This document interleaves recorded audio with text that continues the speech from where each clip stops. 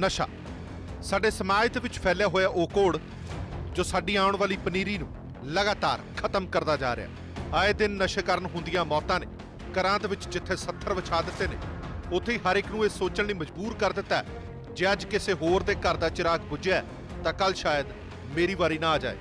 ਇਸੇ ਗੱਲ ਨੂੰ ਧਿਆਨ ਦੇ ਵਿੱਚ ਰੱਖਦਿਆਂ ਹੋਇਆਂ ਜੋਸ਼ੀ ਫਾਊਂਡੇਸ਼ਨ ਵੱਲੋਂ ਇੱਕ ਚੰਗਾ ਉਪਰਾਲਾ ਕੀਤਾ ਗਿਆ ਅਤੇ ਨਸ਼ੇ ਦੀ ਲਾਨਤ ਨੂੰ ਕਿਸ ਤਰ੍ਹਾਂ ਖਤਮ ਕੀਤਾ ਜਾ ਸਕਦਾ ਹੈ ਤੇ ਨਸ਼ੇ 'ਚ ਫਸੇ ਹੋਏ ਬੱਚਿਆਂ ਨੂੰ ਕਿਵੇਂ ਇਸ ਗ੍ਰਿਫਤ ਤੋਂ ਬਾਹਰ ਕੱਢਿਆ ਜਾ ਸਕਦਾ ਹੈ, ਇਸ ਬਾਰੇ ਇੱਕ ਰਾਉਂਡ ਟੇਬਲ ਕਾਨਫਰੰਸ ਕੀਤੀ ਗਈ।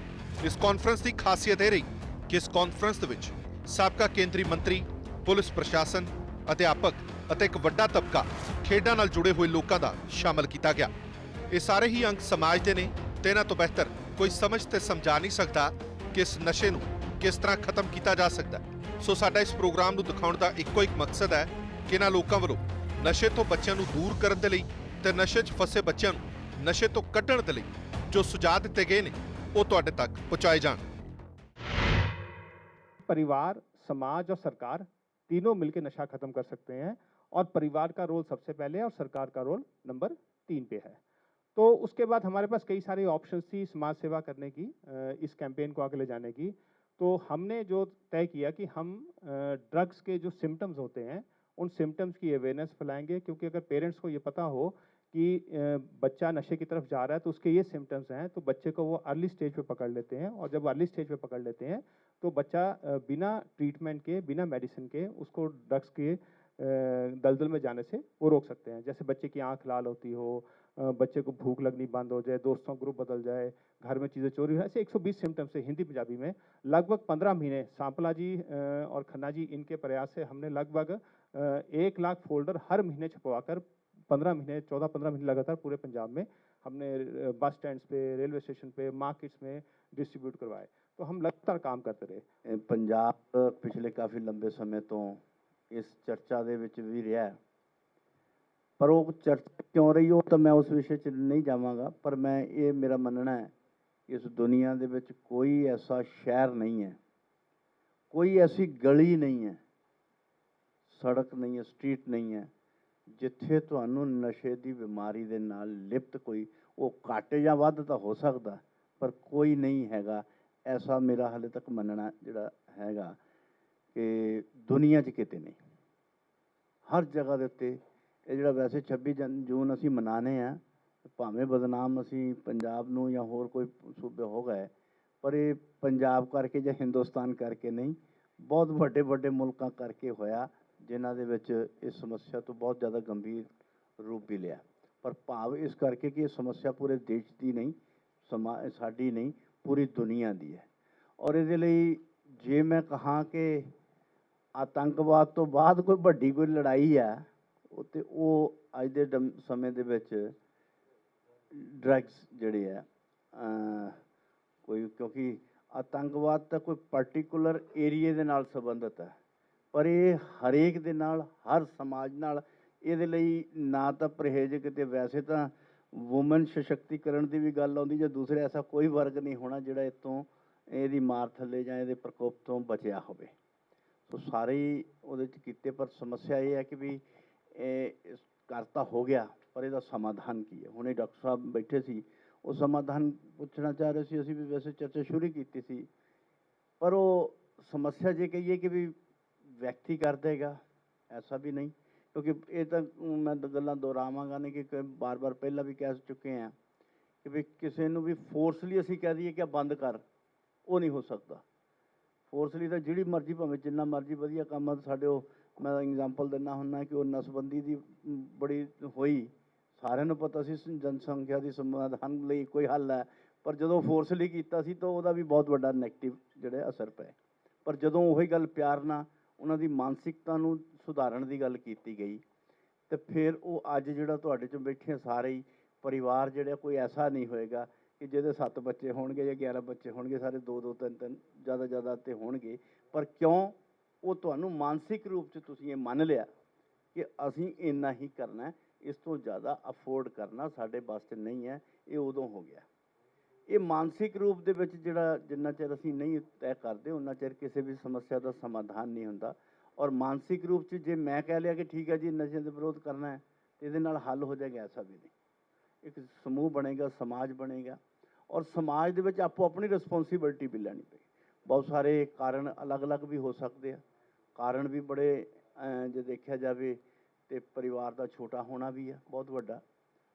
ਸਮੇਂ ਦੇ ਖੈਰ ਚੰਡੀਗੜ੍ਹ ਤਾਂ ਇਸ ਸਮੱਸਿਆ 'ਚ ਸਭ ਤੋਂ ਜ਼ਿਆਦਾ, ਅਗਰ ਪੰਜਾਬ ਜਾਂ ਹਰਿਆਣਾ 'ਚ ਦੇਖਿਆ ਜਾਵੇ ਤਾਂ ਸਭ ਤੋਂ ਜ਼ਿਆਦਾ ਹੋਏਗਾ, ਕਿਉਂਕਿ ਨੌਕਰੀ ਪੇਸ਼ੇ ਵਾਲੇ ਵਿਅਕਤੀ ਆ।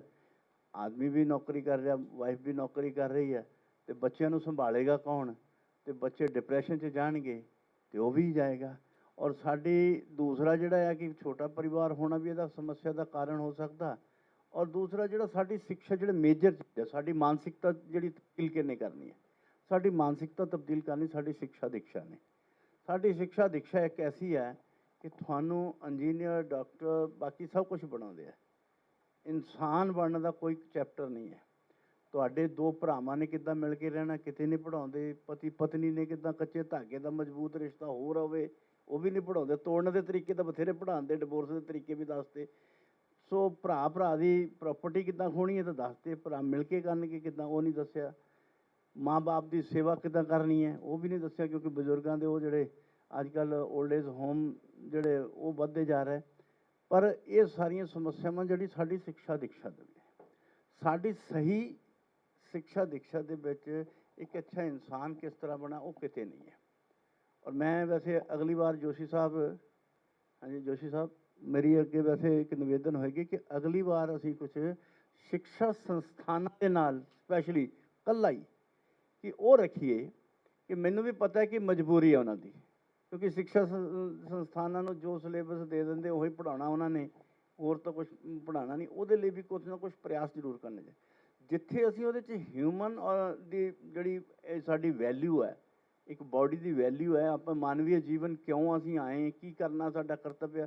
ਪਹਿਲਾਂ ਤਾਂ ਸਾਡੇ ਕੋਈ ਪੰਡਤ ਜੀ ਪੜ੍ਹਾਉ ਦਿੰਦੇ ਸੀ, ਇਹ ਸਾਡੇ ਅਧਿਆਤਮਿਕ ਸੋਚ ਨਾਲ ਵੀ ਸਮਝਾਉਂਦੇ ਸੀ ਕਿ ਮਾਨਵ ਆਹ ਕੰਮਾਂ ਲਈ ਕਰਨਾ ਹੈ।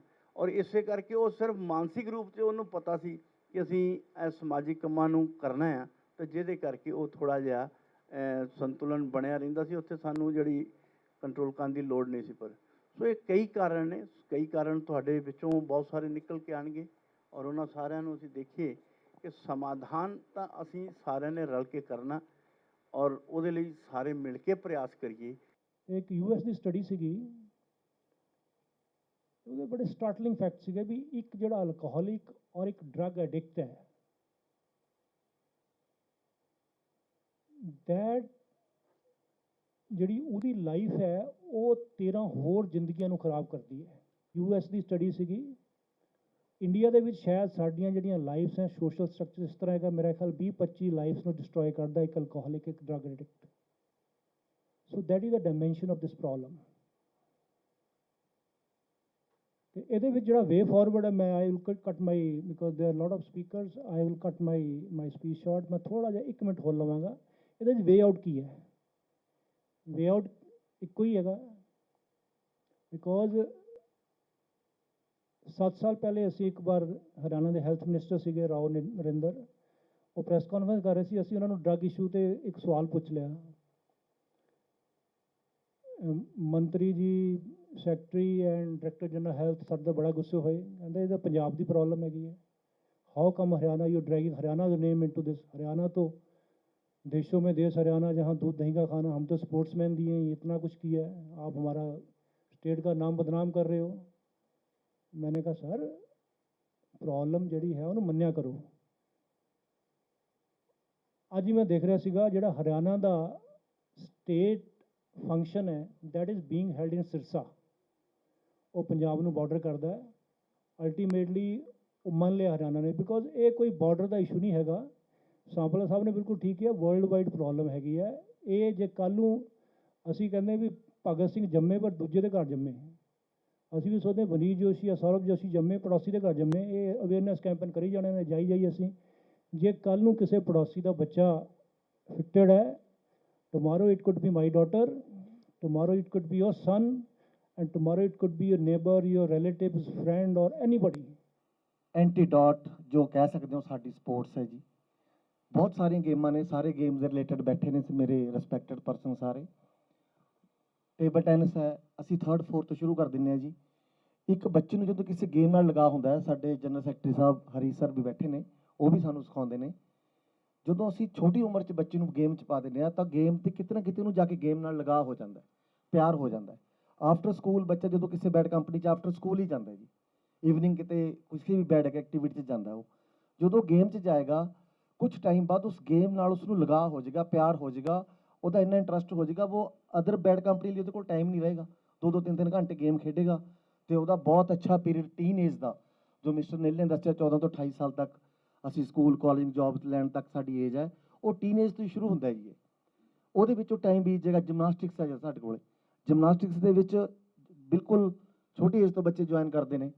ਸਾਡਾ main antidote of the sports, ਮਤਲਬ ਇਹ ਸਭ ਤੋਂ ਵਧੀਆ ਇੱਕ ਡਰੱਗਸ ਨੂੰ, ਇਸ ਬੈਡ ਥਿੰਗ ਨੂੰ ਅਸੀਂ ਖਤਮ ਕਰਨ ਲਈ ਸਪੋਰਟਸ ਇਜ਼ ਦਾ ਮੇਨ।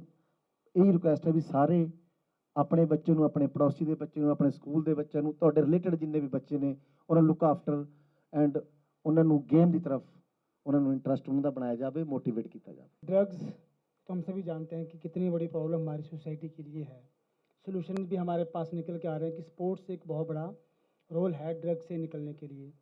और उसी स्पोर्ट्स में कि मैं योगा से हूँ और अभी हमने 21 जून को इंटरनेशनल डे ऑफ योगा भी सेलिब्रेट किया, तो मैं उसके साथ साथ ये भी मानता हूँ कि योग एक बेसिक नेसेसिटी है माइंड को कंट्रोल करने के लिए, माइंड को सेट करने के लिए और अपने इनर पर्सनालिटी को डेवलप करने के लिए।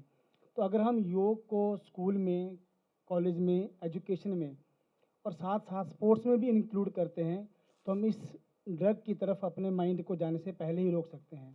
और दूसरा, सर ने कहा कि हमारे पास जगह ही नहीं है, लेकिन ये बात भी सही है कि हमारे पास स्कूल कॉलेज में 2 बजे के बाद जो पूरा ग्राउंड पड़े हैं वो सारे ताले लगे होते हैं उनके अंदर। और इसी तरह सर हमारे पास म्यूनसिपल कॉरपोरेशन में जितने भी कम्युनिटी सेंटर्स हैं वहाँ भी बंद मिलेंगे हमें, अगर हम उनको यूज कर सकें किसी भी एंगल से, ताकि हम वहाँ पर स्पोर्ट्स की एक्टिविटीज़ कर सकें। और योग तो एक ऐसी चीज़ है कि हम किसी पार्क में भी कर सकते हैं, कहीं पर कम से कम स्पेस में और कम से कम मटेरियल के साथ योग को हम अडॉप्ट कर सकते हैं। बहुत नेड़ियों देखा मैं ये भयानक समस्या ਨੂੰ।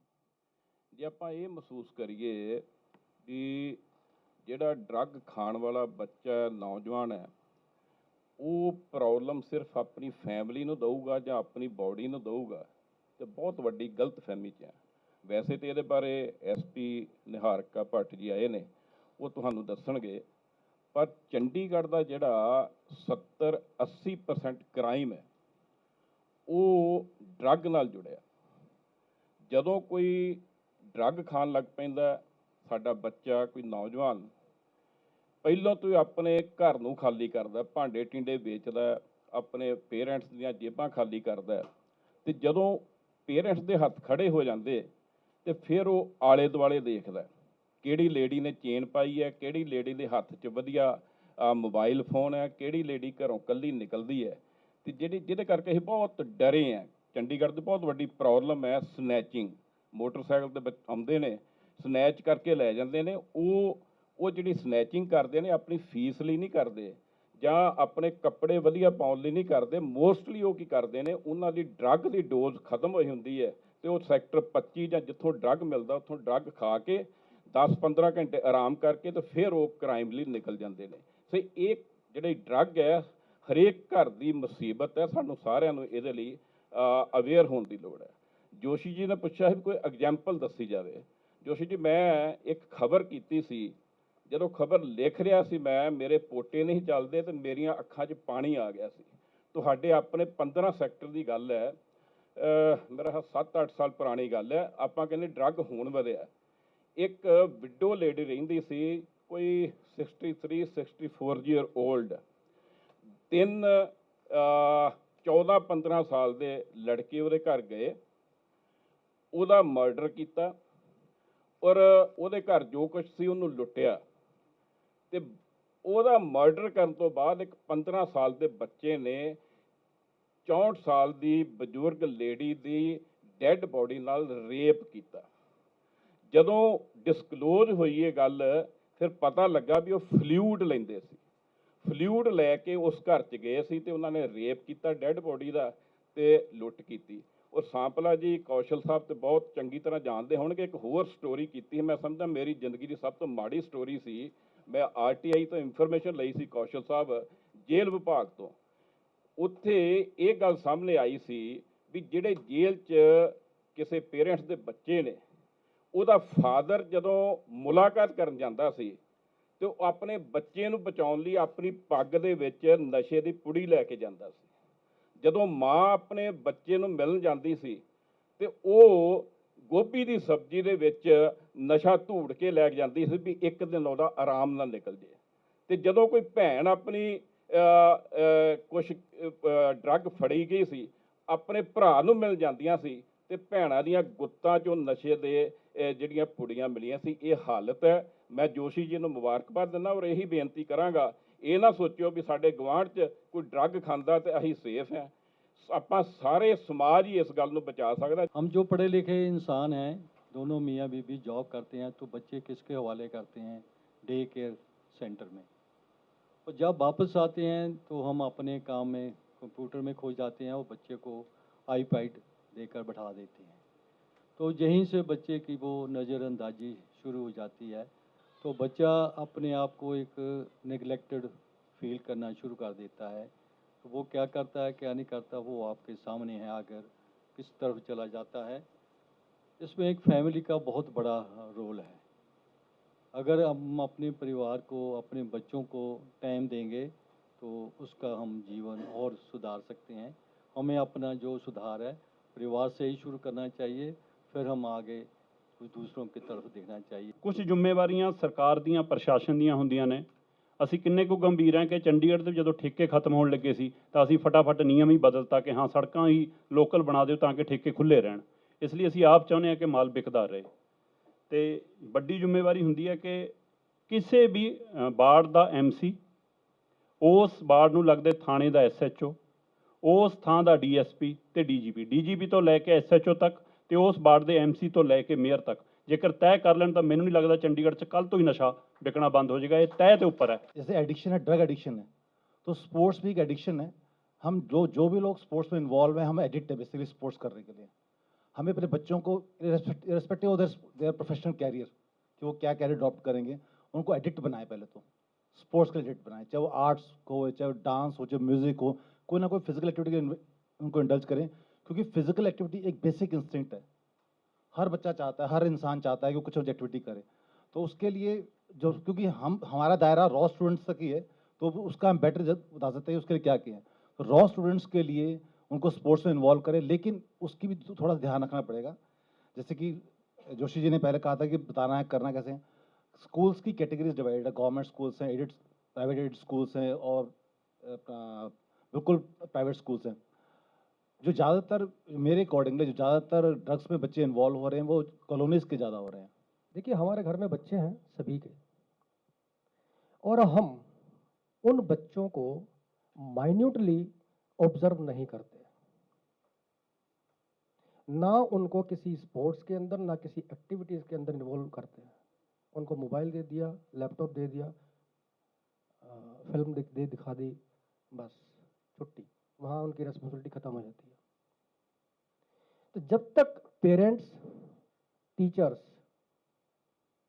सोसाइटीज और हम सब इकट्ठे होकर के बच्चे के ऊपर नज़र नहीं रखेंगे, माइन्यूटली चेक नहीं करेंगे, तब तक हम उस बच्चे को किसी भी गलत एक्टिविटी में जाने से नहीं रोक सकते। क्योंकि बच्चा जो है उसके अंदर एनर्जी बहुत होती है और उस एनर्जी को वो कहीं ना कहीं लगाएगा, जरूर वेस्ट करेगा।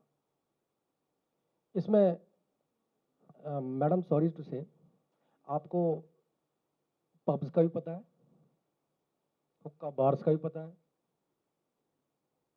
हमारी ड्रग्स कॉलोनीज में कहाँ बेची जा रही है, कौन बेच रहा है, कौन कौन इन्वॉल्व है। पंजाब का जैसे उदाहरण दूं, पंजाब तो एक स्टेट, सभी स्टेट्स में यही हाल है। सापला जी को पता है कौन कौन इन्वॉल्व है, कौन चैनल क्या है, पैडलर्स कौन है, ब्यूरोक्रेट कौन है, ये नेता कौन है, पुलिस कहाँ, सब इन्वॉल्व, सबको पता है, लेकिन फिर भी हम उसको रोक नहीं पा रहे। क्यों? क्योंकि वो सोच रहे हैं कि मेरा बच्चा नहीं है, दूसरे का बच्चा है। जैसे क्या होता है, एक बिल्ली जब एक कबूतरों को खाने को दौड़ती है तो कबूतर अपनी आंख बंद कर लेता है, और कबूतर जब आंख बंद करे तो वो सोचता है कि बिल्ली ने मुझे खाई नहीं की, अब मुझे देख नहीं रही। हम सब इन्वॉल्व है, हम सब इन्वॉल्व है।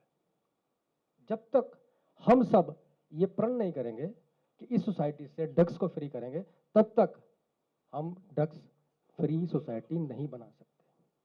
पब्स का है, पीजीज का है, हॉस्टल्स का है, इन पे नज़र रखनी पड़ेगी। मैं टीचर हूँ, मुझे पता है ड्रग्स, सिगरेट, शराब कहाँ मिल रही है, कहाँ कहाँ नहीं, और बच्चे कहाँ कहाँ जा रहे हैं। एक हमने कानून बना दिया कि स्कूल कॉलेजेस के पास कुछ पेरीफेरी 100 मीटर 200 मीटर के एरिया में ड्रग्स नहीं मिलेगी, सिगरेट नहीं मिलेगी, ये नहीं बेच सकता। लेकिन उसके बाद मार्केट्स तो है, वहाँ पे बच्चा जा रहा है, वहाँ पे बच्चा जा रहा है, मुझे ही पता है बच्चा जा रहा है, मेरे स्कूल का बच्चा जा रहा है, पुलिस को भी पता है बच्चा जा रहा है, सिगरेट पी रहा है, उस शॉपकीपर को भी पता है कि ये स्कूल का बच्चा है, वो भी दे रहा है। पर हम क्या कर रहे हैं? निगलेक्ट कर रहे हैं, यार लफड़े में क्यों पड़े। वो भी कह रहा है मेरे 2 पैसे बन रहे हैं, बनने दो। पुलिस कह रही है कि छोड़ो यार, हमें क्या मतलब है। All are involve. पहले क्या होता था कि किसी का भी बच्चा हुआ गांव में, शहर में, कभी भी उसको बोलते थे कि हाँ भाई किसका बेटा है, क्या कर रहा है, क्यों कर रहा है, उसको वहीं रोक देते थे। आज पल्ला झाड़ लेते। जयंत जी, मेरी विनती इतनी है कि भी हम सर एक सोल्यूशन solution में दे रहा था। मैडम, पब्स पे, हुक्का बार्स पे, हॉस्टल्स में, पीजीज में थोड़ी निगाह रखी जाए, और जो स्कूल के जो आसपास मार्केट्स हैं जहाँ पे सिगरेट और ये गुटखा ये सब चीज़ें मिलती हैं, वहाँ पे नज़र रखें, टीचर्स भी और प्रशासन भी। सबसे बड़ा रोल हमारा ही है, टीचर्स का भी है, आपका भी है, और सब। सामने एक ये भी ट्रेंड आ रहा है कि जो अच्छे घर के बच्चे हैं वो भी ये सारे काम कर रहे हैं, विच इज़ सरप्राइजिंग। और जितनी बार इंटरोगेशन किया जाता है, उनसे बात करी जाती है, बात यही सामने आती है कि हमें नशे की लत थी और हमने इसलिए चेन स्नैच कर लिया, मोबाइल स्नैच कर लिया। ऐसे केसेस में माँ बाप को भी बुला के बात की जाती है, वो अपना उनकी हालत देख के और तरस आता है। वो इतने असहाय और मजबूर होते हैं कि बच्चे को रिहैबिलिटेशन सेंटर में भी छोड़ के आए हैं, पर बच्चे फिर भी नहीं सुधर रहे हैं। ऐसे में आज का ये जो गैदरिंग है, ये इसलिए इम्पोर्टेंट है क्योंकि आज हम सब इसलिए इकट्ठे हुए हैं क्योंकि ये हमारी पर्सनल समस्या नहीं है, ये एक सोशल और सोसाइटी की समस्या हो गई है। जब तक हम सब लोग एकजुट नहीं होंगे, इसका सल्यूशन निकालना पॉसिबल नहीं है।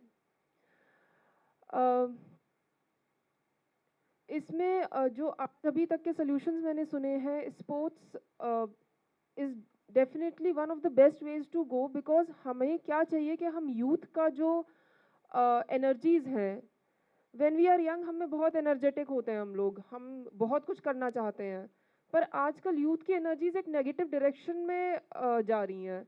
हमें उनको एक पॉजिटिव डायरेक्शन में, कंस्ट्रक्टिव डायरेक्शन में रीओरिएंट करना है।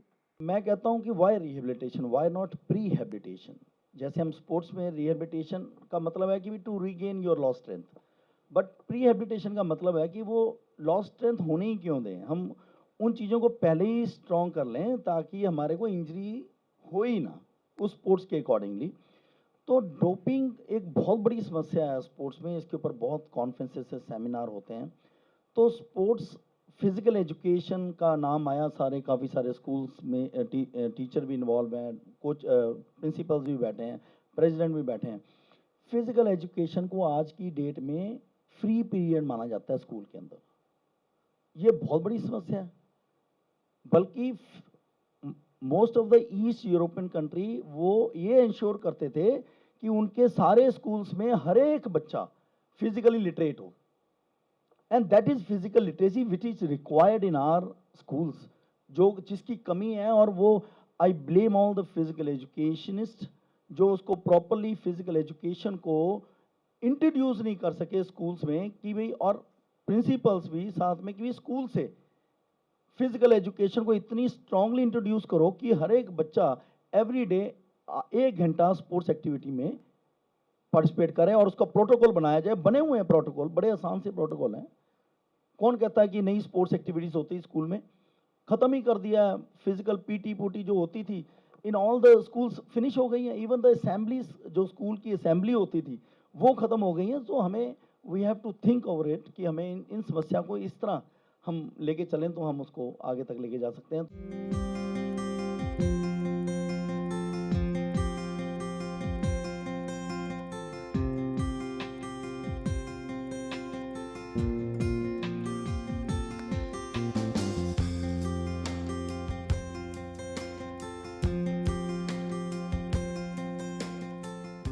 थोड़ा सा आप लोगों से शॉर्ट में उस डिज़ीज़ के बारे में शेयर कर दूं। अल्कोहलिज्म एक डिज़ीज़ है जो कि हर पीने वाले इंसान को नहीं होती। अगर 100 लोग शराब पी रहे हैं उनमें 7 या 8 लोग मेरी तरह होते हैं जिनकी बॉडी इस तरह से कन्वर्ट हो जाती है कि मैं शराब को नॉर्मली कंज्यूम नहीं कर सकता। अब ये जो बीमारी है शुगर की बीमारी की तरह होती है। ये डॉक्टर की लैंग्वेज है, ये मेरी लैंग्वेज नहीं है। मैंने जो उस एपिसोड में सुना था वही आप लोगों को रिपीट कर रहा हूँ। तो ये जो बीमारी है ये शुगर की बीमारी की तरह होती है। जैसे चीनी बच्चे से लेकर बूढ़े इंसान तक सब लोग खा रहे हैं, लेकिन कुछ % लोग हैं जिनको डॉक्टर कहते हैं कि आपको डायबिटीज़ हो गया, आप शुगर को नॉर्मली कंज्यूम नहीं कर सकते। उसी तरह से मेरी बीमारी है अल्कोहलिज्म की। मेरे ब्रदर पीते हैं, मेरे फादर पीते हैं, मेरे दोस्त पीते हैं, जो मेरे साथ शुरू किया था वो भी आज पी रहे हैं, लेकिन मैं उनसे अलग हूँ। मैं शराब को नॉर्मली कंज्यूम नहीं कर पाता। दोस्तों, इस डिज़ीज़ के बारे में पता चला और इस डिज़ीज़ के बारे में एक लाइन थी जो मुझे हिट की कि शराबीपन में दिक्कत क्या है? छोड़ना दिक्कत नहीं है, छोड़े रखना शराब को वो दिक्कत है। और उस छोड़े रखने के लिए एक संस्था है जो मदद करती है जिसका नाम है अल्कोहलिक्स एनोनिमस। ये उस सत्यमेव जयते के एपिसोड में मैंने सुना और मैं इस संस्था में पहुंचा। इस संस्था के आने के बाद मुझे अपनी बीमारी के बारे में पता चला और मुझे ये पता चला कि मैं कोई बुरा इंसान नहीं हूँ, मैं कोई पागल इंसान नहीं हूँ। मैं एक बीमारी से ग्रस्त हूँ जिसका नाम है शराबीपन। इसका कोई लैब टेस्ट नहीं था, कोई ब्लड टेस्ट नहीं था कि मैं टेस्ट करवाऊँ और पता चल जाए। इसके लिए मुझे सेल्फ एनालिसिस करना था। इसके अंदर वो 12 क्वेश्चंस हैं जो मुझे दे दिए गए थे इस संस्था में कि आप सेल्फ एनालिसिस करो। इसका आंसर किसी को नहीं देना था, खुद को देना था अकेले में बैठ के। अगर किसी को लगे कि समस्या है तो वो इस संस्था में आ सकता है। दोस्तों, ये मुझे कहा गया और मैंने इसके हिसाब से देखा तो मुझे लगा कि मुझे प्रॉब्लम है। वो आइडेंटिफाई मेरे को डॉक्टर्स करवा चुके थे, मेरे फैमिली मेम्बर्स करवा चुके थे। दोस्तों, एट दी एंड मैं यही कहना चाहूँगा, मैं यहाँ पे आके आप लोगों से शेयर कर रहा हूँ। टॉपिक बहुत इंटरेस्टिंग चल रहा है कि कैसे हम लोग आगे बच्चे ना आए इस प्रॉब्लम में। ये मेरा ये मैसेज है कि जो लोग इस संस्था में, जो इस लोग इस प्रॉब्लम में हैं, जो लोग ऑलरेडी इस प्रॉब्लम के अंदर फंसे हुए हैं, जैसे आप लोगों के कांटेक्ट में, आप लोगों के फ्रेंड सर्कल में, आप लोग इन्फ्लुएंशियल लोग हैं सभी लोग, तो आप लोगों के थ्रू वो मैसेज पहुंच सकता है कि जो इस समस्या में फंस चुका है उसको बाहर निकलने के लिए समाधान है। यहाँ पे अगर हम बहुत सीरियसली बात कर रहे हैं तो उस पड़ाव से शुरू होता है जहाँ से व्यक्ति उस दौर में आ जाता है जहाँ से वो एक सामान्य जीवन में वापस पलटने का कोई चांस नहीं होता। हम उसको प्रयास कर रहे हैं कि उस तरह से वापस कैसे आ जाए, शायद हम वो बात कर रहे हैं। लेकिन मुझे ऐसे लग रहा है कि उससे पहले की जो परिस्थिति है जहाँ से वो आकर के वो ड्रग एडिक्ट बनता है वो ज़्यादा इम्पोर्टेंट है हमारे लिए। तो उसके लिए पतंजलि जो है, जैसे अभी रमन जी ने भी कहा था, योग एक बहुत बड़ा विकल्प है। क्यों? क्योंकि योग ना केवल शारीरिक, अगर मुझे सपोज करो मुझे पेंक्रिया मेरी खराब है या मेरी शुगर की प्रॉब्लम है, आई गारंटी यू 1 हफ्ते में हम आपकी शुगर ठीक कर देंगे, ये गारंटी है। ऐसे ही आपको बीपी है, हो जाएगा, क्योंकि ये क्या है, ये शारीरिक कष्ट है। लेकिन योग केवल शारीरिक कष्ट को दूर नहीं करता, ये मानसिक कष्ट को और फिर विचारात्मक को बदलता है। और विचार कहाँ से बनता है? बस वो घर में ऐसी कोई प्रॉब्लम आई, विचार बदल दिए कि कल से मैंने इस कंपनी में जाना है और मैंने ये ड्रग एडिक्ट। ये जो पड़ाव है, जो बिंदु है जहाँ से व्यक्ति ये डिसीजन करता है कि मैंने यहाँ, क्योंकि ये मुझे कंफर्ट जोन लग रहा है, तो उसके लिए योग बहुत ही एक बड़ा विकल्प। बहुत सी स्टेट्स में इंक्लूडिंग पंजाब गलतफहमियां लोगों को हैं। बहुत ज़्यादा काम हुआ है इस पे on the government side. English में कहते हैं, बहुत कम लोगों ने सुना होगा, sometimes you are a victim of your own success. जब ज़बरदस्त कैंपेन चलता है ग्रास रूट लेवल तक पेटी कंज्यूमर के साथ तो थोड़ी सी लीनियंसी हो सकती है, क्योंकि वो डिमांड साइड जब मैं डिस्कस करूँगा तब क्लैरिटी आएगी कि क्यों करनी पड़ती है। But up to peddler, supplier, supply chain manager etcetera etcetera, जब एक साल में आप 40 से 50 हज़ार लोग कैद कर दो और कन्विक्शन रेट आपकी 80% से ज़्यादा हो जाए, जो कि नॉर्मल केसेस में 30% है all over India, not only drugs but all cases put together, that is the height of success at which A governmental machinery can work. लेकिन उसका नुकसान क्या होता है पब्लिसिटी में? जहाँ कोई problem is brushed under a carpet, वो प्रॉब्लम दिखती नहीं है। रेव पार्टीज़ गोवा में होती हैं, मनाली में, कुल्लू में मैरुआना का होता है, बाड़मेर डिस्ट्रिक्ट में ओपियम लाइसेंसेस पंजाब के टोटल एडिक्ट से ज़्यादा हैं, but there is no noise. ये सबसे ज़्यादा मिसफॉर्चून जो हुआ है पंजाब में, वो ये है कि ये जो सामाजिक डायलॉग है, जो सामाजिक डायलॉग होना चाहिए, जो राष्ट्रहित में डायलॉग होना चाहिए, वो एक पॉलिटिकल डायलॉग बन गया।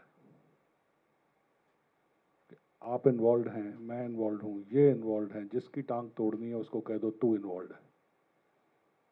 ना कोई सबूत है, ना उसके पास कोई डिफेंस है। जब एक सामाजिक डायलॉग जो आज कर रहे हैं हम, जिसमें कोई राजनीति नहीं है, वो एक पॉलिटिकल डायलॉग बनता है, तो उस सारे कैंपेन का कलर ही बदल जाता है। एंटी ड्रग्स कैंपेन का कलर बदल जाता है। फिर उसमें एप्रिसिएशन कम और क्रिटिसिज्म ज़्यादा हो जाता है, उसमें नेगेटिविटी आ जाती है, उसमें पॉजिटिविटी और प्रोग्रेशन नहीं रहता। और उसका नुकसान ये होता है कि उसमें जो सोशल जैसे इंक्लूसिवनेस है, संस्थाएं नहीं जुड़ती, लोग नहीं जुड़ते। क्यों? शक के घेरे में सब आ गए, मैं भी आ गया, आप भी आ गए। अब मैं कहूँ, when I used to play badminton in late 70s, my coach was an alcoholic.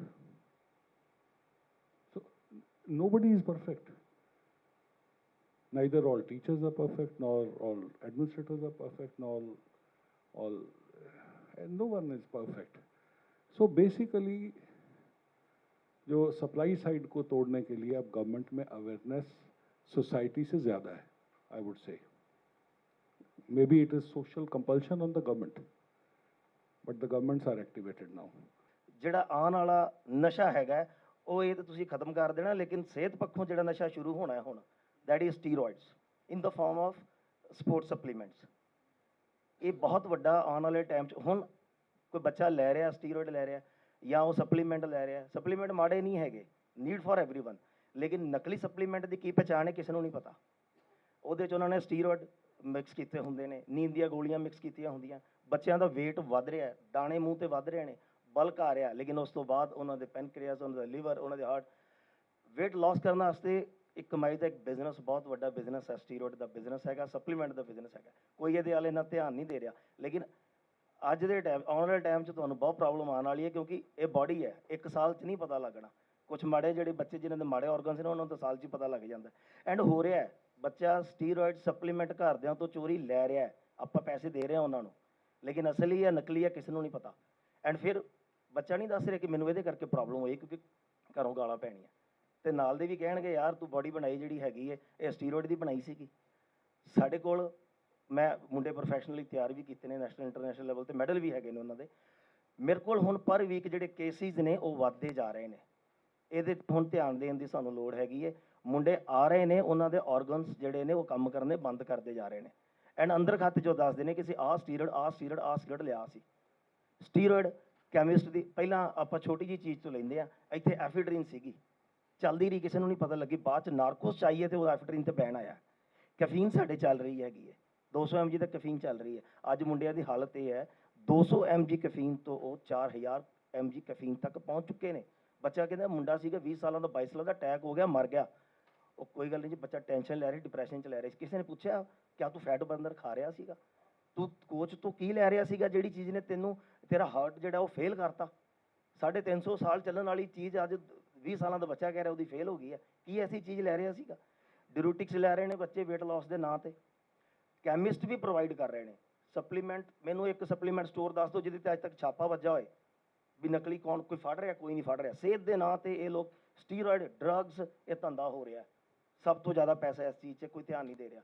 ਜੇ ਮੈਂ ਰਿਪੋਰਟਰਸ ਨੂੰ ਗੱਲ ਕਰਨਾ ਤਾਂ ਸ਼ਾਇਦ ਉਹਨਾਂ ਨੂੰ ਇਸ ਚੀਜ਼ ਬਾਰੇ ਨੌਲੇਜ ਨਹੀਂ ਹੈਗੀ, ਕਿਉਂਕਿ ਲਿਖਣਾ ਪੈਣਾ। ਐਂਡ ਲਿਖਣਾ ਕੀ ਹੈ, ਪੁੱਛਣਾ ਕਿਤੋਂ, ਜਿਹੜਾ ਪੁੱਛਣ ਵਾਲਾ ਉਹ ਵੀ ਜਿੱਥੋਂ ਪੁੱਛਣਾ ਉਹ ਵੀ ਕਾਲਾ ਕਾਲਾ। ਇਟਸ ਅ ਬਿਜ਼ਨਸ, ਉਹਨੇ ਪੈਸੇ ਕਮਾਣੇ ਨੇ। ਉਹ ਕਿਉਂ ਬੋਲੇਗਾ ਇਹ ਚੀਜ਼ਾਂ ਮਾੜੀਆਂ ਹੈਗੀਆਂ ਨੇ? IOC ਵੱਲੋਂ ਬੁੱਕ ਰਿਲੀਜ਼ ਹੁੰਦੀ ਹੈ, ਉਹਦੇ 'ਚ ਜਿੰਨੇ ਵੀ ਬੈਨ ਸਟੀਰੋਇਡ ਨੇ ਉਹ ਉਹਦੇ 'ਤੇ ਲਿਖੇ ਜਾਂਦੇ ਨੇ, ਸਾਰੇ ਦੱਸਦੇ ਨੇ। ਮੈਂ ਇੰਟਰਨੈਸ਼ਨਲ ਮੇਰੇ 6 ਡੋਪ ਟੈਸਟ ਹੋਏ ਨੇ ਐਂਡ ਆਈ ਵਾਰੀ ਬੁਖਾਰ ਤੱਕ ਦੀ ਗੋਲੀ ਲੈਣ ਲੱਗਿਆ ਮੈਂ ਸੋਚਣਾ ਯਾਰ ਇਹ ਵਿੱਚ ਆ ਨਾ ਜਾਏ। ਪਹਿਲੀ ਗੱਲ ਤਾਂ ਪਤਾ ਹੀ ਨਹੀਂਗਾ ਬੈਨ ਸਟੀਰੋਇਡ ਹੈ ਕਿਹੜੇ ਕਿਹੜੇ। ਸਾਡੇ ਫਿਜ਼ੀਕਲ ਐਜੂਕੇਸ਼ਨ ਵਾਲਿਆਂ ਨੂੰ ਉਹ ਬੁੱਕਸ ਪ੍ਰੋਵਾਈਡ ਕੀਤੀਆਂ ਜਾਣ ਜਿਹੜੀਆਂ ਕਿ ਬੱਚਿਆਂ ਨੂੰ ਦਿੱਤੀਆਂ ਜਾਣ ਐਂਡ ਉਹਦੇ ਵਿੱਚ ਉਹਨਾਂ ਦੇ ਸਾਈਡ ਇਫੈਕਟ ਵੀ ਲਿਖੇ ਜਾਣ। हमारी ड्यूटी क्या है? 3 कैटेगरी में बटे हुए हैं हम। मैं बीइंग ए पेरेंट्स बात करूं तो भी मेरी ड्यूटी एक डिफरेंट टाइप की है। मैं टीचर भी था या हूं तो मेरी ड्यूटी वहाँ पे बीइंग ए पेरेंट्स वहाँ कुछ और थी, यहाँ पे कुछ और है। और बीइंग ए कोच भी मेरी ड्यूटी दूसरी कुछ और है। But we have to do the duty honestly. I think that is must. सारा काम ठीक हो जाएगा। एक छोटी सी बात और मैं बताना चाह रहा हूँ कि जैसे कि अपने अपने एग्जाम्पल सब ने कहे, सब ने सॉल्यूशन भी दिए। एक भाई साहब वो वहाँ पे बैठे, उन्होंने भी अपनी आप बीती बताई। शायद वो प्रैक्टिकल जो एक्सपीरियंस उन्होंने हमारे साथ शेयर किया वो आप हम में से कोई नहीं जानता होगा शायद। और वो प्रैक्टिकल रेमेडी उनके पास है, शायद वो हम में से नहीं होगी। लेकिन हमारी ड्यूटीज़ तो हैं कुछ, being a parents, being a teacher, being a society man. वो ड्यूटी यदि हम पूरी करते हैं तो आई थिंक बच्चा चाहे वो 18 साल का है, चाहे बच्चा वो 4 साल का है, यदि किसी भी एक्टिविटी में इन्वॉल्व होना चाह रहा है या होने जा रहा है और याद आप प्रॉपरली वो ड्यूटी परफॉर्म करते हो तो 100% जो सिचुएशन एडवर्स होने वाली है उस सिचुएशन से उसको बचाया जा सकता है। बीइंग ए पेरेंट्स मैं एक ही एग्जांपल देना चाह रहा हूँ। मेरे ये जो जैसे उन्होंने आप बीती शेयर की, मैं भी आपके साथ आप बीती शेयर कर रहा हूँ। मेरे पास मेरा भतीजा रहता था। जैसे ही बीटेक करने के लिए वो पैक के अंदर एडमिशन हुआ तो मेरे को शायद ये चिंता सताने लगी कि अब नशा शुरू हो जाएगा। मैं प्रैक्टिकल बात बता रहा हूँ आपको जी। उसके लिए नो डाउट कि भी मैं चंडीगढ़ का काफ़ी साल से रह रहा था, तो पैक के अंदर भी जो प्रोफेसर थे या कोच थे या फिजिकल एजुकेशन के गिल साहब वहाँ पे थे, मैं उन सब से मिला। और बट मेरे बच्चे को, मेरे भतीजे को मैंने उन सब से मिलवाया। मेरा मिलवाने का वहाँ पे एक ही मकसद था कि इसके माइंड में ये ना आए कि तेरे को यहाँ पे कोई वाच करने वाला नहीं है। और मेरे को जिस दिन ये लगा कि भाई अब रात के 9 या 10 बज गए और घर पे बाइक लेके नहीं पहुँचा है, तो उसी टाइम मैंने कहा बेटा कहाँ खड़ा है। मेरा क्वेश्चन मतलब यानी कि जस्ट ये नहीं कि वो कहाँ खड़ा है, क्यों खड़ा है, ये पूछना कि किसी गलत एक्टिविटी में तो नहीं है। और उसका नतीजा ये हुआ कि उसने मेरी वाइफ को ये कहा कि चाचा को ये कैसे बात पता होती है कि मैं आज बस स्टैंड पे था और मैं आज रेलवे स्टेशन पे था, हालांकि मेरे को नहीं पता थी। Second thing, being a parents की बात कर ली मैंने, बीइंग ए कोच और टीचर की बात बताता हूँ मैं। ये भी प्रैक्टिकल एग्जाम्पल है। मेरी औलाद, एक ही बेटा है मेरे पास, मैंने उसको जी टेनिस खिलाने के लिए भी लेक स्पोर्ट्स कॉम्प्लेक्स के ऊपर खूब लेके गया, नहीं बात बनी। मैं स्क्वैश खिलाने के लिए उसको 23 गवर्नमेंट योग कॉलेज में जहाँ मैं प्रिंसिपल हूँ वहाँ पे लेके गया, नहीं बात बनी। मैं खुद योग भी जानता हूँ, योग के लिए भी मैंने, नहीं बात बनी। क्योंकि उसके स्पोर्ट्स टीचर ने ये कह रखा था कि तू फुटबॉल और बेसबॉल अच्छा खेल सकता है, और उस माई के लाल ने बेसबॉल ही खेल ली जी। ये टीचर का रोल है। मैं ज्वाइंट डायरेक्टर गया भाड़ में, ये उस टीचर का या उस कोच का रोल है। ड्रग्स नहीं होनियां चाहिदियां गईयां, ਬੱਚਿਆਂ ਨੂੰ ਬਚਾਉਣਾ ਚਾਹੀਦਾ ਹੈ, ਪਰ ਜੋ ਬੱਚਿਆਂ ਦੇ ਵਿੱਚ એનર્ਜੀ ਹੈ ਉਸ ਨੂੰ ਅਸੀਂ ਚੈਨਲਾਈਜ਼ ਕਰਨ ਦੀ ਲੋੜ ਹੈ। ਬੱਚੇ ਇਸ ਪਾਸੇ ਨੂੰ ਉਸ ਵੇਲੇ ਪੈਂਦੇ ਨੇ ਜਦੋਂ ਉਹਨਾਂ ਕੋਲ ਵਿਹਲਾ ਸਮਾਂ ਹੁੰਦਾ ਹੈ। ਪੰਜਾਬੀ 'ਚ ਅਸੀਂ ਵੀ ਕਹਿ ਦਿੰਦੇ ਹਾਂ, ਵਿਹਲਾ ਮਨ ਸ਼ੈਤਾਨ ਦਾ ਘਰ। ਵਿਹਲਾ ਰਹਿੰਦਾ, ਕੁਛ ਨਾ ਕੁਛ ਉਹਦੇ ਦਿਮਾਗ ਦੇ ਵਿੱਚ ਆਉਂਦਾ ਹੈ, ਜਿਹੋ ਜਿਹਾ ਦੇਖਦਾ ਹੈ ਉਹ ਗਲਤ ਪਾਸੇ ਨੂੰ ਤੁਰਦਾ ਹੈ। ਪਰ ਇਸ ਫਾਊਂਡੇਸ਼ਨ ਨੇ ਇਹ ਸੋਚਿਆ ਕਿ ਅਸੀਂ ਬੱਚਿਆਂ ਨੂੰ ਸਪੋਰਟਸ ਵਾਲੇ ਪਾਸੇ ਲਾਈਏ, ਉਹਨਾਂ ਦੀ એનર્ਜੀ ਜਿਹੜੀ ਹੈਗੀ ਹੈ ਉਹ ਅਸੀਂ ਸਪੋਰਟਸ ਵਾਲੇ ਪਾਸੇ ਲਾਈਏ, ਤਾਂ ਕਿ ਉਹਨਾਂ ਦਾ ਧਿਆਨ ਡਰੱਗਸ ਵਾਲੇ ਪਾਸੇ ਜਾਵੇ ਨਾ। ਮੈਨੂੰ ਦੇਖ ਕੇ ਲੱਗਦਾ ਸੀ ਕਿ ਨਸ਼ਾ ਮੁਕਤੀ ਵਾਲੇ ਪਾਸੇ ਨੂੰ ਚੱਲੇ ਨੇ, ਡਰੱਗਸ ਤੋਂ ਜਿਹੜਾ ਹੈਗਾ ਅਸੀਂ ਬੱਚਿਆਂ ਨੂੰ ਦੂਰ ਕਰਨਾ ਹੈ। ਇੱਕ ਜਿਹੜਾ ਸਪੋਰਟਸ ਦਾ ਨਸ਼ਾ ਹੈ ਉਹ ਅਸੀਂ ਬੱਚਿਆਂ ਦੇ ਵਿੱਚ ਭਰਨਾ ਹੈ। ਜੇ ਅਸੀਂ ਦੇਖਦੇ ਹਾਂ ਕਿ ਟੋਟਲ ਨਸ਼ਾ ਅਸੀਂ ਦੂਰ ਨਹੀਂ ਕਰਦੇਗੇ, ਅਸੀਂ ਡਰੱਗਸ ਦਾ ਨਸ਼ਾ ਦੂਰ ਕਰਨਾ ਹੈ ਤੇ ਸਪੋਰਟਸ ਦਾ ਨਸ਼ਾ ਜਿਹੜਾ ਹੈਗਾ ਅਸੀਂ ਬੱਚਿਆਂ ਦੇ ਵਿੱਚ ਭਰਨਾ ਹੈ। ਤੇ ਬੱਚੇ ਜਿਹੜੇ ਹੈਗੇ ਆ ਸਪੋਰਟਸ ਪਾਸੇ ਨੂੰ ਆਉਣ, ਉਹਨਾਂ ਦੀ એનર્ਜੀ ਜਿਹੜੀ ਹੈਗੀ ਆ ਸਪੋਰਟਸ ਵਾਲੇ ਪਾਸੇ ਲੱਗੇ, ਉਹ ਗਲਤ ਪਾਸੇ ਸੋਚ ਹੀ ਨਾ ਸਕਣ। ਅੱਜ ਦੇ ਦਿਨ ਦੇ ਵਿੱਚ ਮੋਸਟਲੀ ਜਿਹੜੇ ਆਪਾਂ ਬੈਠੇ ਆ ਉਹਦੇ 'ਚ ਹਰ ਇੱਕ ਦੇ ਬੱਚੇ ਜਿਹੜੇ ਹੈਗੇ ਨੇ ਕਿਸੇ ਨਾ ਕਿਸੇ ਪਾਸੇ ਪੜ੍ਹਨ ਜਾ ਰਹੇ ਨੇ। ਕੋਈ ਪੰਜਾਬ ਦੇ ਕਿਸੇ ਸ਼ਹਿਰ ਤੋਂ ਹੈ, ਹਰਿਆਣੇ ਦੇ ਕਿਸੇ ਸ਼ਹਿਰ ਤੋਂ ਹੈ, ਚੰਡੀਗੜ੍ਹ ਆ ਰਹੇ ਨੇ, ਦਿੱਲੀ ਜਾ ਰਹੇ ਨੇ। ਨੋ ਡਾਊਟ ਹਰ ਪੇਰੈਂਟਸ ਨੂੰ ਵੀ ਇਹ ਲੱਗਦਾ ਹੈ ਕਿ ਨਹੀਂ, ਸਾਡਾ ਬੱਚਾ ਅੱਛੇ ਇੰਸਟੀਟਿਊਸ਼ਨ ਦੇ ਵਿੱਚ ਜਾਵੇ, ਉੱਥੋਂ ਕੁਛ ਨਾ ਕੁਛ ਸਿੱਖੇ, ਅੱਛੀ ਨੌਕਰੀ ਮਿਲ ਜੇ। ਪਰ ਰਿਐਲਿਟੀ ਦੇ ਵਿੱਚ ਇਹ ਹੈ ਕਿ ਸਿੱਖ ਕੇ ਆਉਣ ਦੀ ਬਜਾਏ ਜੇ ਉਹ ਸਹੀ ਸਲਾਮਤ ਵੀ ਘਰ ਆ ਜਾਵੇ ਤਾਂ ਬਹੁਤ ਵੱਡੀ ਗੱਲ ਹੈ। ਇਹ ਮਨ ਦੇ ਵਿੱਚ ਇੱਕ ਡਰ ਰਹਿੰਦਾ ਹੈ, ਕਿਤੇ ਜਾ ਕੇ ਯਾਰ ਇਹ ਕਿਤੇ ਗਲਤ ਕਿਤੇ ਸੁਸਾਇਟੀ ਦੇ ਵਿੱਚ ਨਾ ਪੈ ਜਾਵੇ। ਇਸ ਕਰਕੇ ਜਿਹੜਾ ਇੱਕ ਹੰਬਲਾ ਮਾਰਿਆ ਗਿਆ, ਇੱਕ ਇਹ ਮੂਵਮੈਂਟ ਚਲਾਈ ਗਈ ਹੈ, ਇਸ ਨੂੰ ਅਸੀਂ ਲਾਰਜ ਸਕੇਲ ਦੇ ਉੱਤੇ ਲੈ ਕੇ ਚੱਲੀਏ। ਸੋ ਇਹ ਉਹ ਸ਼ਖਸੀਅਤਾਂ ਸਨ ਜਿਨ੍ਹਾਂ ਨੇ ਆਪਣੇ ਤਜਰਬੇ ਅਤੇ ਕੰਮਾਂ ਨਾਲ ਇਸ ਸਮੱਸਿਆ ਨੂੰ ਨੇੜੇ ਤੋਂ ਹੋ ਕੇ ਵੇਖਿਆ ਤੇ ਜੋ ਸੁਝਾਅ ਇਹਨਾਂ ਵੱਲੋਂ ਮਾਪਿਆਂ, ਸਮਾਜ ਤੇ ਪੁਲਿਸ ਨੂੰ ਦਿੱਤੇ ਗਏ ਨੇ, ਜੇਕਰ ਉਹਨਾਂ ਸੁਝਾਵਾਂ ਤੇ ਗੌਰ ਕੀਤੀ ਜਾਏ ਤਾਂ ਉਹ ਦਿਨ ਦੂਰ ਨਹੀਂ ਜਦੋਂ ਸਮਾਜ ਸੱਚਮੁੱਚ ਹੀ ਨਸ਼ਾ ਰਹਿਤ ਹੋ ਜਾਏਗਾ। Bureau report.